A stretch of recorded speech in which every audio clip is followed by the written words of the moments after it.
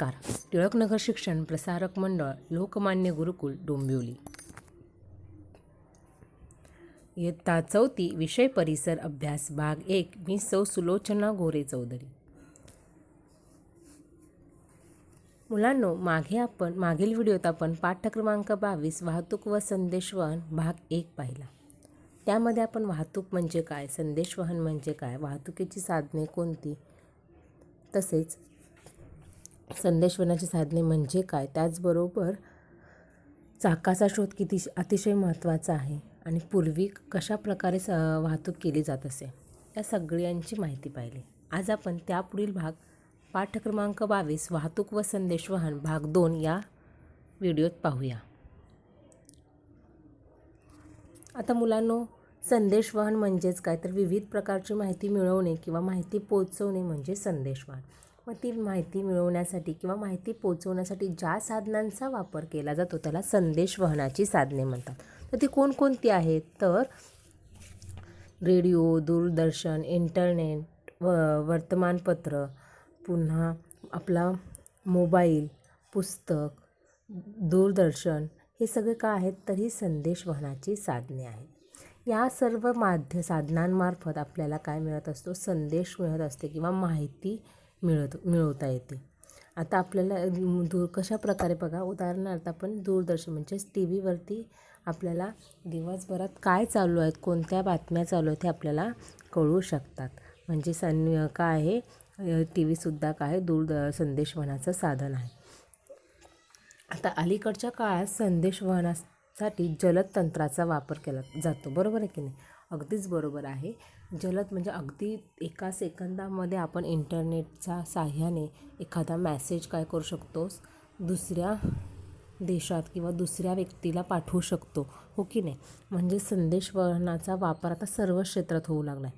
म्हणजेच रेडिओ, दूरदर्शन, internet, mobile phone ह्या संदेशवहनाच्या साधनांद्वारे अनेकाशी सहज संपर्क आपल्याला साधता येतो. त्यासाठी मानवनिर्मित उपग्रहांचा वापर होतो.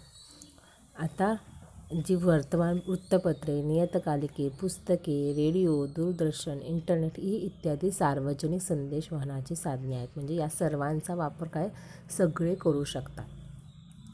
आता मुलांनो, ज्यावेळेस बघा माणसाला फार प्राचीन काळी माणूस कशा प्रकारे संदेशवहन करायला लागला, तर त्याला काही माहिती नव्हतं. त्यावेळेस तो काय करायचा, आपले विचार, भावना हातवारे करून काय लागला, तो हावभाव करून सांगत असेल. मग विविध प्रकारचे आवाज काढणे असं तो करू लागला. मग त्याला हळूहळू काय केलं, असा आवाज काढता काढता त्याला स्वर सापडला आणि आपली भाषेची निर्मिती झाली.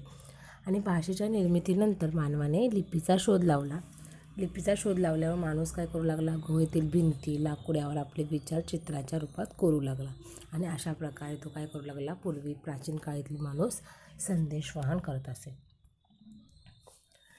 मुलांनो, जरा डोके चालवायचं आहे. आता हे यावर एक खाली उतारा दिला आहे, त्याच्यामध्ये मी तो उतारा वाचणार आहे आणि त्याच्यावर आधारित प्रश्न उत्तर आहेत. ते मी प्रश्न उत्तर वाचून दाखवणार आहे आणि नंतर तुम्हाला ती आपल्या वहीत लिहायच्या आहेत. उताराही वहीत लिहायचा आहे. आता या उताराचं विशेष काय आहे की यामध्ये काही चित्र दिलेले आहेत आणि तिथे नाव न देता काही चित्र दिलेले आहेत. बघा, सुट्टीचा दिवस असल्याने रोहन आज घरीच होता. तो दूरदर्शन किंवा टी व्ही म्हणा वरील क्रिकेटचा सामना पाहण्यात दंग होता. तितक्यात दारावरची बेल वाजली. दार उघडले तर दारात पोस्टमन दिसले. त्यांनी पत्र व काही भेट कार्ड दिली. मग ते सायकलवरून निघून गेले. ते पत्र आत्याने पाठवले होते. नाताळच्या सुट्टीसाठी आत्या गावाकडे येणार होती. 8 दिवसांपूर्वी पाठवलेल्या पत्रानुसार आत्या तर नागपूरवरून आजच रेल्वेने पोचणार होती. तितक्यात घरातला दूरध्वनी खणखणला किंवा फोन खणखणला. आईने दूरध्वनी उचलला तर आत्याच बोलू लागले. आत्या रेल्वे स्टेशनवर पोचलेली होती. ही बातमी सांगण्यासाठी आई सानियाच्या खोलीत आली तर ती हेडफोनवर गाणे ऐकत होती. हेडफोनवर गाणे ऐकत होती. आईने मग दादाला हाक मारली. दादा संगणकावरून त्याच्या मित्राशी चॅटिंग किंवा संवाद करत होता. शेवटी आईने रोहनला सांगितले, रोहन, तुझे बाबा शेताकडे बैलगाडी घेऊन गेले आहेत. त्यांना मोबाईल फोनवरून निरोप दे. बाबांचा मोबाईल लागत नाही तेवढ्यात दादा तिथे आला. तो म्हणाला, मी बाईक घेऊन आत्याला आणण्यासाठी रेल्वे स्टेशनला जातो. असे म्हणून तो तिथून निघून गेला. बघा मुलांनो, याच्यामध्ये बघा, उतारात वाहतुकीची साधने कोणती, कोणकोणत्या साधनाद्वारे आपण एका ठिकाणाहून दुसऱ्या ठिकाणी जाऊ शकतो. तर सायकल आहे, रेल्वे आहे, आणि इकडे पुन्हा बैलगाडी आहे आणि बाईक आहे. या साधनांचा वापर करून आपण एका ठिकाणाहून दुसऱ्या ठिकाणी जाऊ शकतो. म्हणून ही सगळी वाहतुकीची साधने आहेत. आता उतारातील संदेश वाहनाची साधने कोणती, तर बेल मिळाल्यामुळे बेल, पुन्हा पत्र, दूरध्वनी, पुन्हा आपलं म्युझिक प्लेअर, संगणक,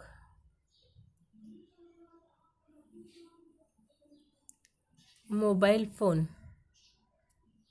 ही काय संदेशवहनाची साधने आहेत. त्यामुळे या साधनांद्वारे आपल्याला कोणता ना कोणता संदेश मिळत असतो किंवा माहिती मिळत असते. आता तिसरा प्रश्न, या साधनांचा जलद ते संथ क्रम लावा. यापैकी कोणती साधने तुम्ही वापरलेली आहेत. आता जलद म्हणजे खूप वेगाने धावणारे आणि हळूहळू कमी वेगाने धावणारे. म्हणजे आता रेल्वे खूप वेगाने धावते, त्याच्यानंतर बाईक धावते, त्याच्यानंतर आगगाडीमध्ये बैलगाडी, आणि नंतर सायकल, असा तो क्रम येईल पुढे. आणि यामध्ये तुम्ही आता कोणकोणती साधने तुम्ही ट्रेनने प्रवास केला असेल, सायकलवर चालवताच तुम्ही, त्याचबरोबर तुम्ही गावी गेल्यावर बैलगाडीसुद्धा बसला असाल आणि तुमच्या बाबांच्या बाईकवरही बसला असाल. म्हणजे ही सगळी साधने तुम्ही वापरलेली आहेत. आता उतार्यामध्ये कोणते साधन चित्राने दाखवलेले नाही ते कशासाठी वापरतात, तर उतार्यामध्ये मोबाईल फोन हे साधन दाखवलेलं नाही आहे आणि पोस्टमन काका पण दाखवलेलं नाही. आता पोस्टमन काका हे निरोप पोचवण्याचं काम करतात, म्हणून ते संदेशवहनाचं काम करतात, आणि मोबाईल फोनद्वारे देखील आपल्याला काय संदेश पोचवता होतो. ही साधनं दाखवलेली नाही चित्रात. आता मुलांनो, हे करून पाहायचं. बघा, जसं ज्या प्रकारे आपण आपल्या भावना व्यक्त करतो, आपलं हो की नाही, संदेश एकमेकांना पोचवतो, त्याचप्रमाणे परिसरातील पक्ष्यांचं पण तुम्ही निरीक्षण करा. ते कशा प्रकारे संपर्क करतात, आहे की नाही, संकट आल्यावर कसे करतात, ओळखीचं कोण दिसल्यास कसं करतात, या सगळ्या गोष्टीचं निरीक्षण करायचं. तर मांजर, कुत्रा, चिमणी, कावळा हे प्राणी विशिष्ट परिस्थितीत विशिष्ट पद्धतीने आवाज काढतात. इतर प्राणी पक्षीही विविध आवाज काढतात, हे तुमच्या लक्षात येईल. याचाच अर्थ माणसाप्रमाणे प्राणीसुद्धा एकमेकांशी संवाद करत असतात आणि तेही संदेशाची देवाणघेवाण करत असतात. मासेसुद्धा पाण्यात राहतात आणि तरीसुद्धा ते सुद्धा काय करत असतात, त्यांच्यामध्ये संदेशवहन करत असतात. बघा मुलांनो, बाजूचं चित्र पहा. तर हे सोबतचे चित्र कोणत्या खेळाचे आहे, तर सोबतचे चित्र जादूच्या खेळाचे आहे.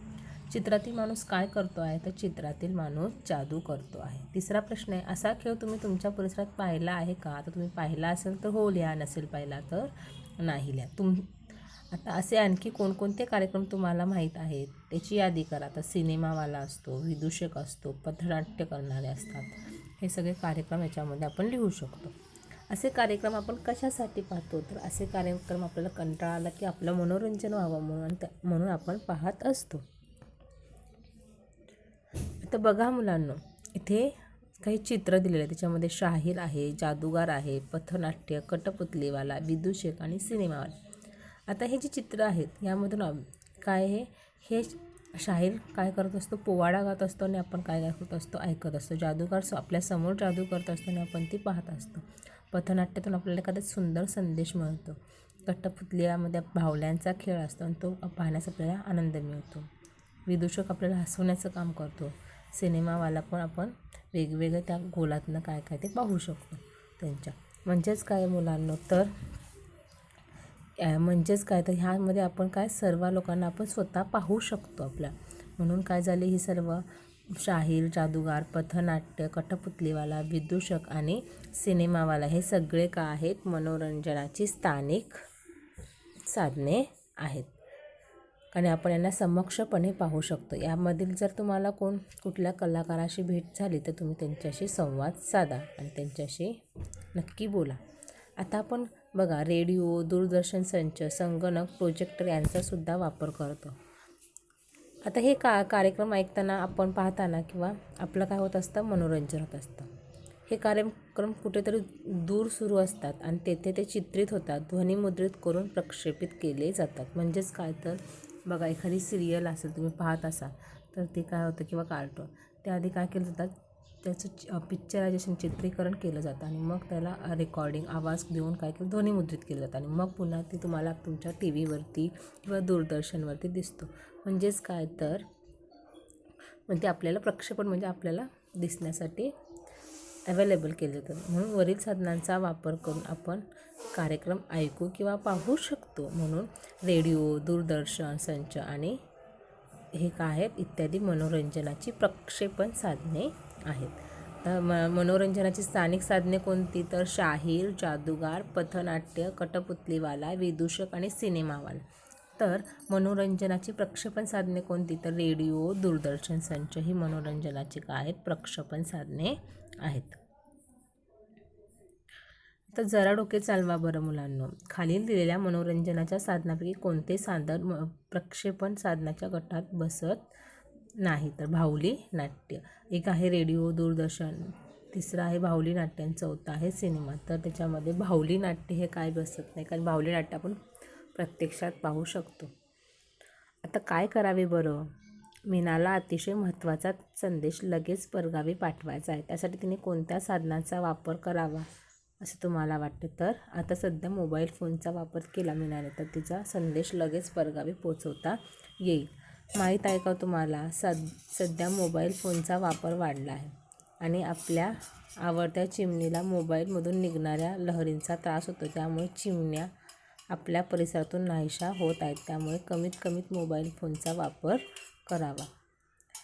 आता नेहमी काय लक्षात ठेवायचं, वाहतुकीची अथवा संदेशवहनाची साधने गरजेनुसार वापरण्यासाठी असतात. त्यांचा अतिवापर आपल्याला व सर्व सजीवांसाठी व पर्यावरणासाठी काय असतो हानिकारक असतो. आता आपण काय काय शिकलो तर वाहतुकीची साधनांची माहिती घेतली, चाकाचा शोध किती महत्त्वाचा आहे हे समजून घेतलं, वेगवेगळ्या काळातील संदेशवहनाची साधने जाणून घेतली आणि संदेशवहनाची स्थानिक आणि प्रक्षेपित साधने समजून घेतली.